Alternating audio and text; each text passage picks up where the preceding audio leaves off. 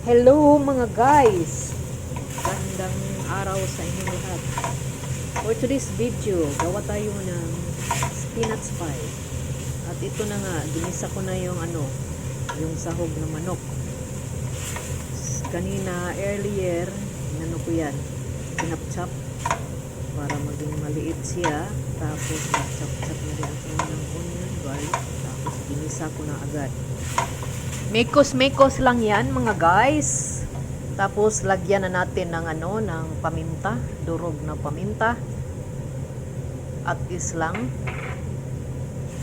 mikos.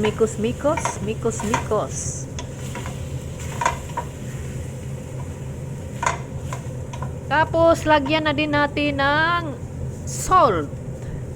Yung tamang-tama lang, huwag damihan para masarap.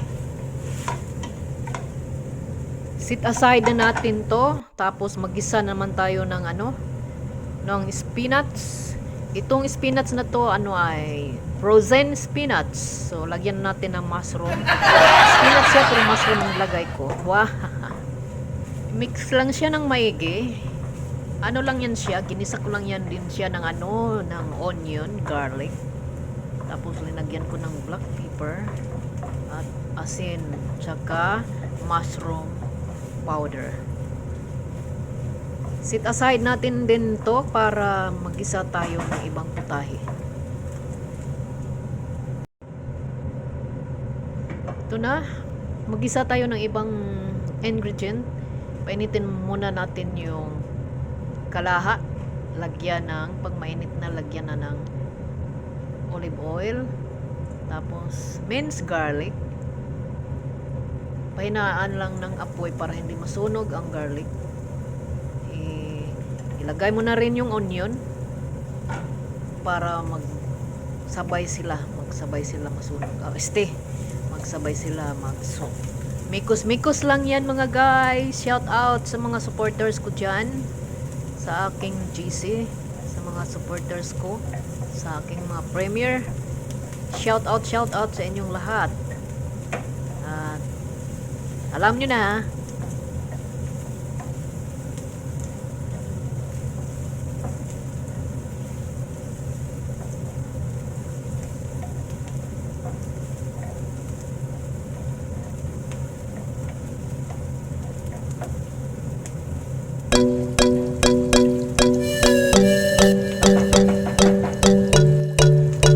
ayan, medyo nag-brown na siya. Ilagay ko na yung dalawa na yan.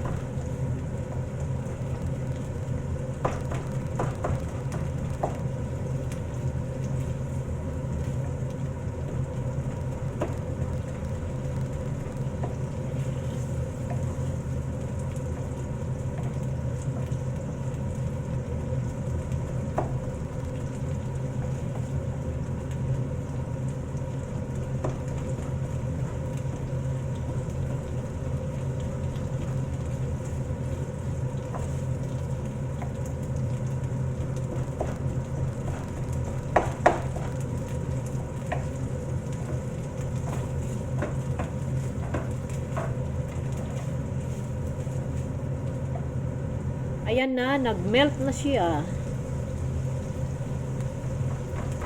So, patuloy lang ang magpag-mix, mix hanggang ma-dissolve na ang frozen spinach.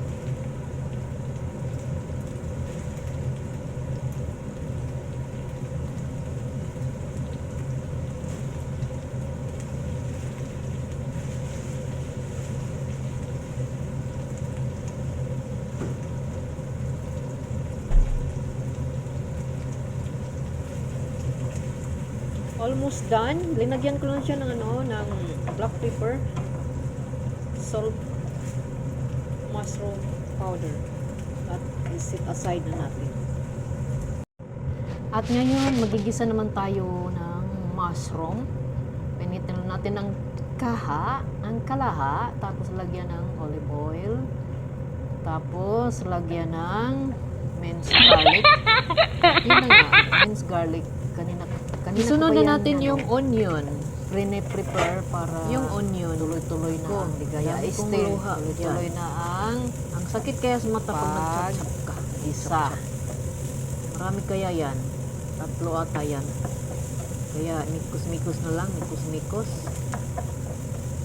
Kung saan bansa ka man o lugar, paki-comment sa baba. Thank you. Ayan, patuloy lang ang pagmikos-mikos hanggang masut na siya. At ilagay na natin ang mushroom. Ayun. This is mushroom 400 grams. Meaning hindi nakaabot ng half kilo. Ayun.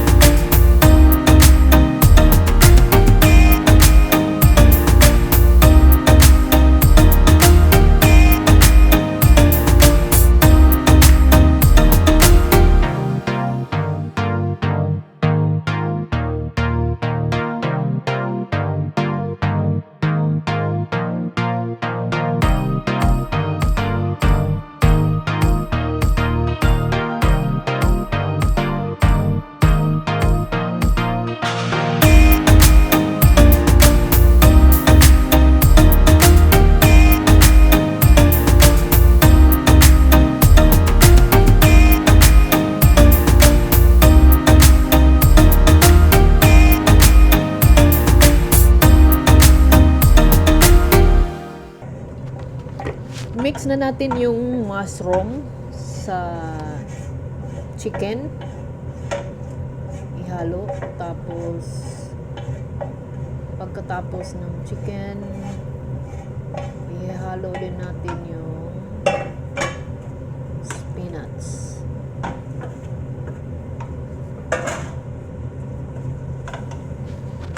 I-mix maigi para maging ano siya, pantay.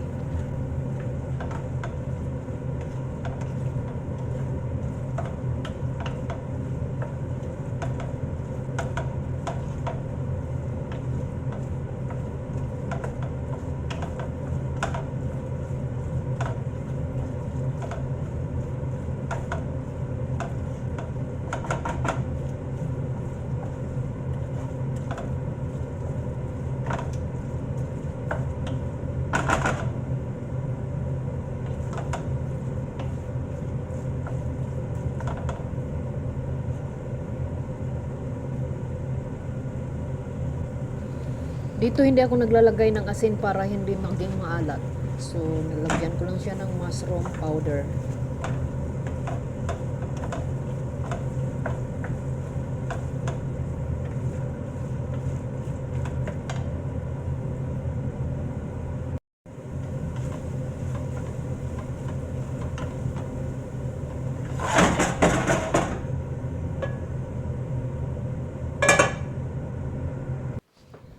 Ngayon gagawa tayo ng ano, yung cooking cream para sauce sa mga ginisa natin para maging creamy siya. Melt lang natin yung butter. Yung butter ay half lang yan. Sa whole butter. Half lang nilagay ko. Tapos lagyan na natin ng ano, plain white flour. 2 tablespoon. I-mix lang yan. Mix, mix, mix. Mix, mix ng maigi. Mix mo na. Ang tagal. Nasaan na taga-mix nito? Oh my goodness. Hello? Mix na. Mix, mix. Aywa. Ayan. Kumuha pa lang siya ng ano. Ng para mixer. Anong tawag dyan? Aywan ko. Nakalimutan ko na. Lutuin mo lang yung ano. Yung flour. Tapos, mahinanda na akong milk dyan. Ayun, nilagay ko na ang milk. Tapos, halo-halo mo lang yan. Halo, halo, halo. Halo, halo, halo. Halo. Mix ng maigi. Mix well, well, well, well. Mix well, well, well. Ingay ko pala. Hindi pala biro mag-edit ng yung voice, mo. Hindi pala biro. Tapos wala tayong kita dito sa YouTube.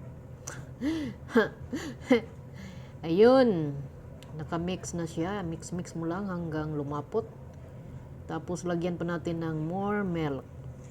Ang milk ay nabulo na naman. Ang milk ay 250 ml. So dalawa ang gagamitin ko, meaning 500 ml yarn. So dalawa. Ayun, nilagay ko ng pangalawang 250 ml.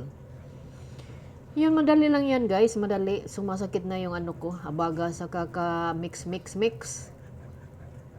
Tagal kaya yan, matrabaho yan na pagkain. Ay nako, matrabaho, magastos. Wala tayo dyan sa Pinas. So ito na, na siya, pag nagbubbles na yan, magki-creamy. So, ayan, mikos-mikos lang, mikos-mikos, mikos-mikos, mix, mix, mix, mix, mix, mix, mix, mix, mix, mix, mix, gidaginot ko ang kuhan, tapos, I add garlic, ay saksak sinagol naman to, akong tinabian, oy, I add black pepper, cumin powder, mushroom powder, no salt. No salt? Hindi ko linagyan ng salt. Bahala na kayo dyan. Basta, tikman lang nyo, basta masarap na. Ayun, mikos-mikos lang yan, mikos-mikos. Mikos-mikos hanggang maglapot siya, become creamy. Ayun. First time ko mag-voice editing ako ng voice. Ano daw? Ewan ko ba? Ayun, malapit na siya mag-creamy. Linagyan ko yan siya ng black pepper, cumin, basta walang salt. Kasi para hindi siya maalat. Kasi yung mushroom powder kasi, parang para siyang bitsin. Kumbaga, yung parang magic sarap. Ayun. So, creamy na siya. Ayun, nag-bubbles na siya, oh. Ayun. So, hinayaan ko lang siya maluto ang flour. Ayun na. Nag-creamy na siya, oh. Ayun. Kung may kayo dyan, kung may sabaw kayo ng boiled chicken, pwede niyong lagyan. Kasi yung sa boiled chicken, may lasa din.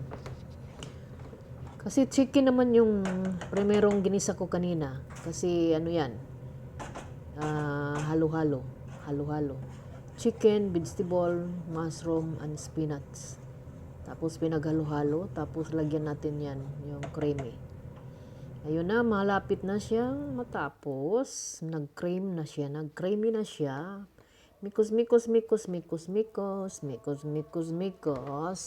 Ayun, nagkanta na sila. Ano yun linagay ko? Okay. Nilagyan ko ng I add mozzarella cheese.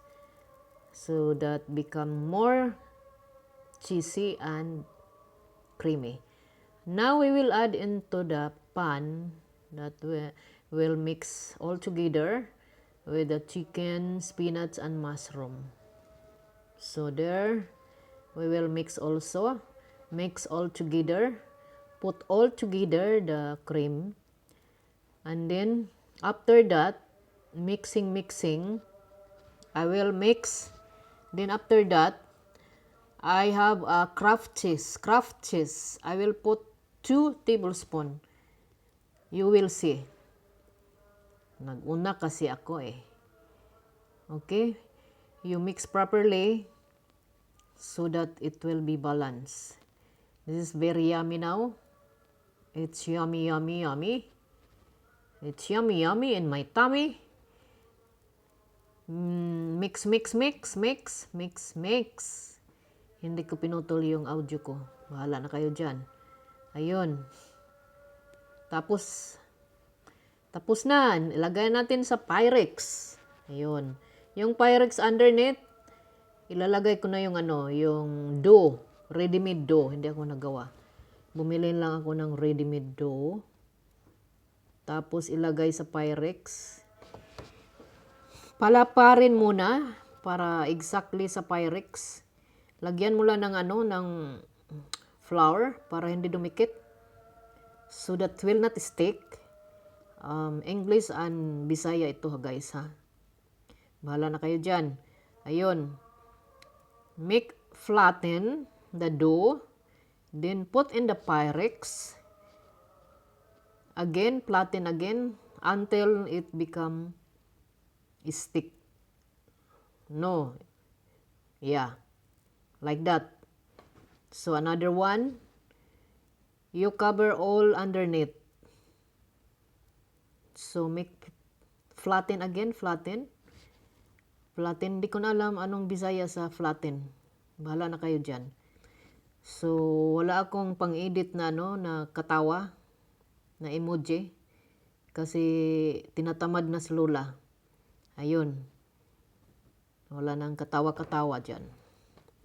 Ayun na. After that, you put again. Cover it. Need more, one more. Need one more. Need one more. More. Make flatten again. Half.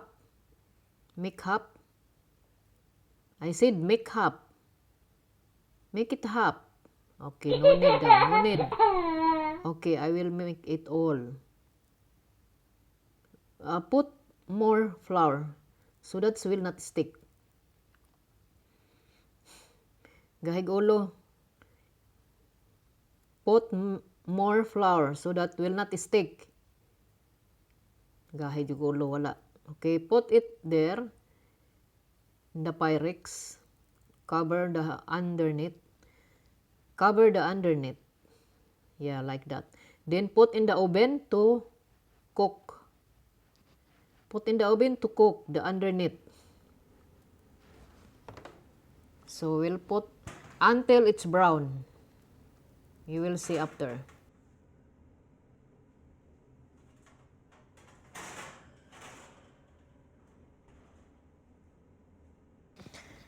Here on another Pyrex, I make another Pyrex because the peelings is too much. So I make another one, small Pyrex for tomorrow, inshallah. But supposedly, today, they eat already. Because I upload this late, one day late. So this is number 2 Pyrex. The same thing. So I will put in the oven. Look, I will put in the side, other side. Look, it will not see. I put already. So we will see until it's brown. So while waiting the dough until it's brown or cooked, we will make another for flatten again. This is for cover on top. So I will make 4 pieces for 1 Pyrex, 2 pieces for another 1 Pyrex. So I will make ready. When it's ready, I will take out the Pyrex in the oven, or it will be done. Stay tuned.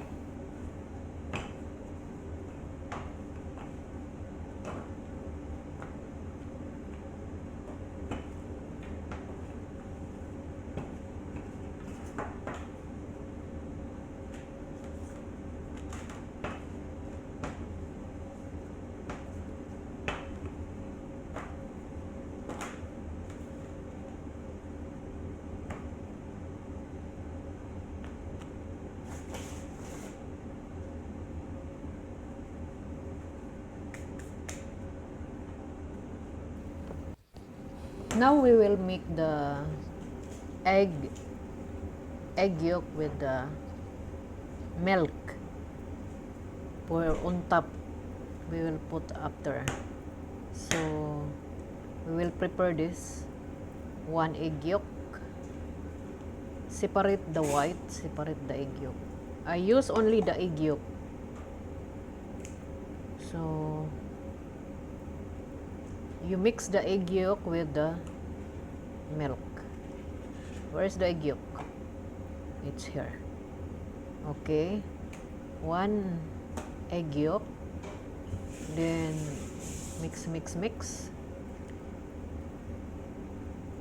Where are you? Hello? Isn't me? You're looking. Oh, see? Mix. Then set aside. Now we will take the dough from the oven. It's here, it's brown. So we have 2 Pyrex. 1 big one, 1 small. Here is it. We will put the creamy.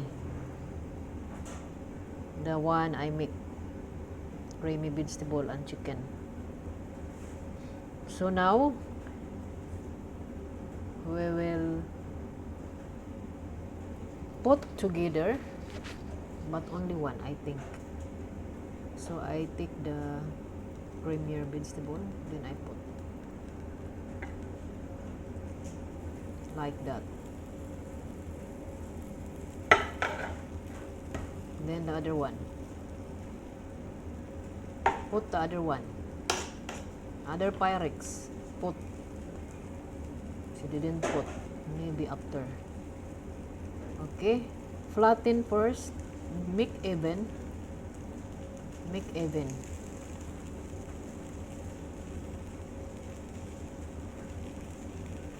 Make nice one. So that when we cover, it will be clean. Even, clean. I think need more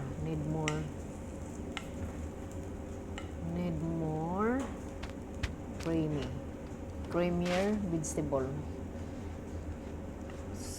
The name of this is spinach pie. So now I put the other one, so that will become equal. Which one more or which one need more? Oh, see, I put more in other Pyrex because this Pyrex is a little big than the other one. So I make two because this Pyrex, the other one is little big, and that is enough for today. We will take out this in another house.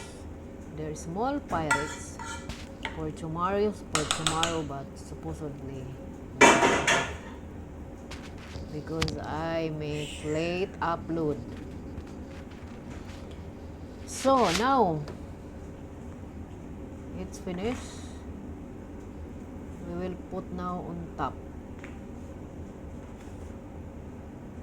the one dough I make flatten already. I make ready. So where are you? Oh, first on top I put mozzarella. You can have mozzarella or cheddar cheese.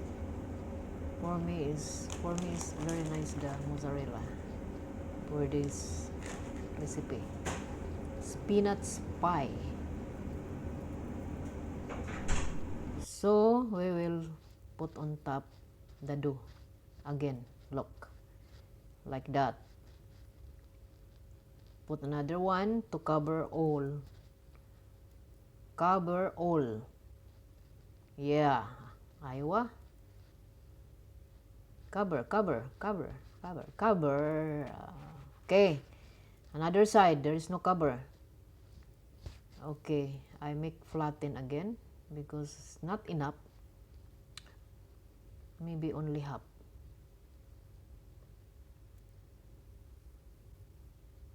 Move there, maybe the Pyrex will falling down. Yeah, I think this one enough.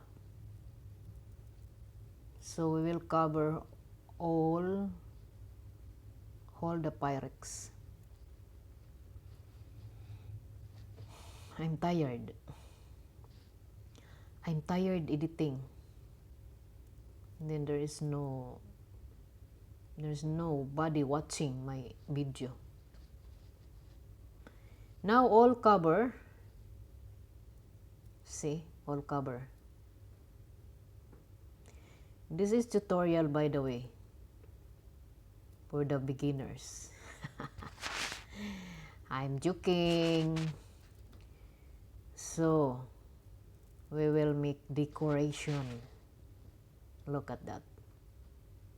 I make decoration on top.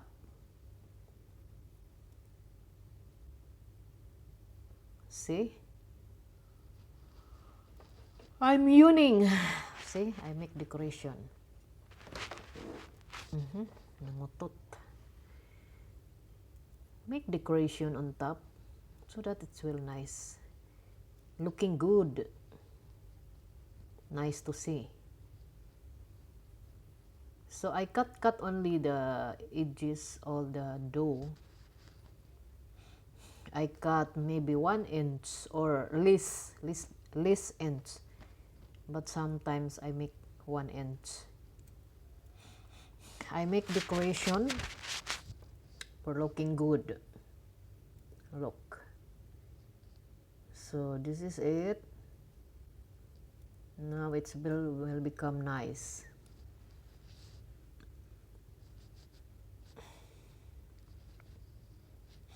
I made this video for lunch in another house.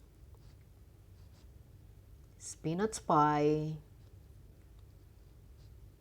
Okay, you make all in the edges and in the center, then cross in the center 2 times, 1 here and 1 there, One line, one line. Two lines. Two lines. Okay? And then make again cross. Another one. Yeah. Yes. Okay, make another one. Yeah. Okay, it is almost done, guys. There is remaining 8 minutes. So when it finished that, we will put the egg yolk. You see the egg yolk here. We'll put on top.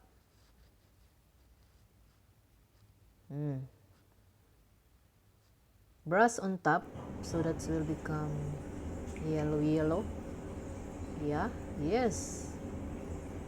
Yellow. Scattered the whole Pyrex on top. Then after that, we will add milk with the egg yolk. We will add milk with the egg yolk. See?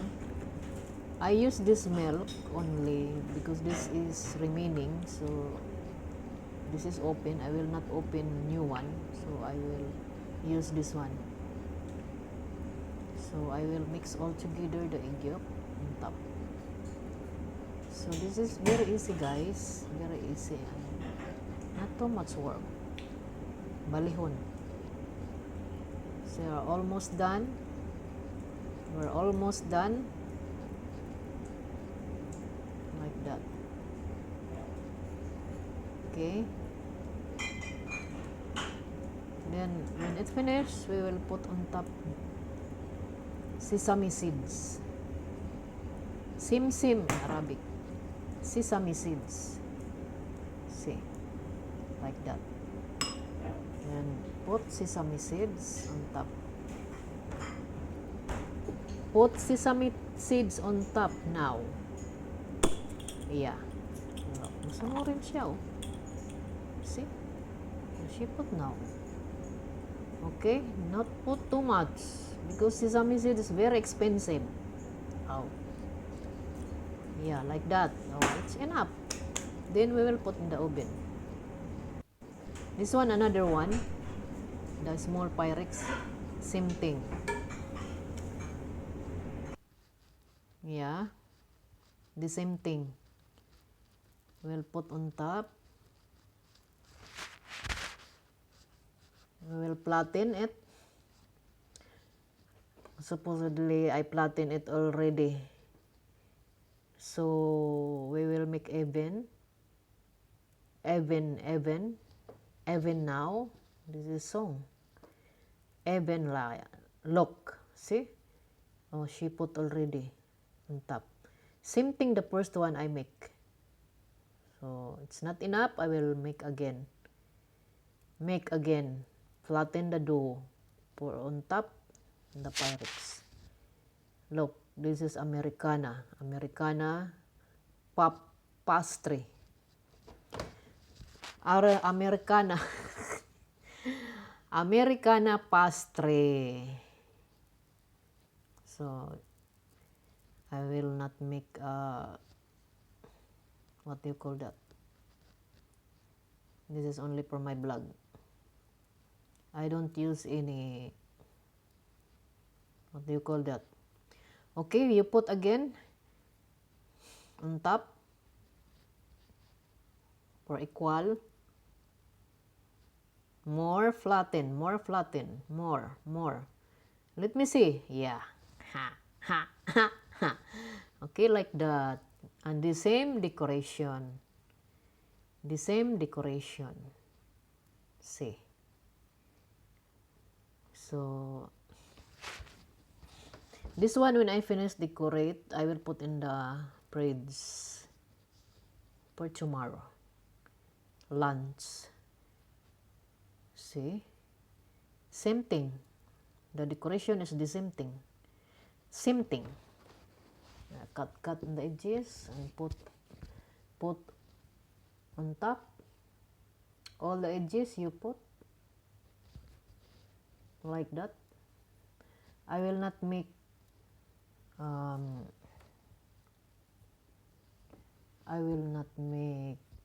sura-sura.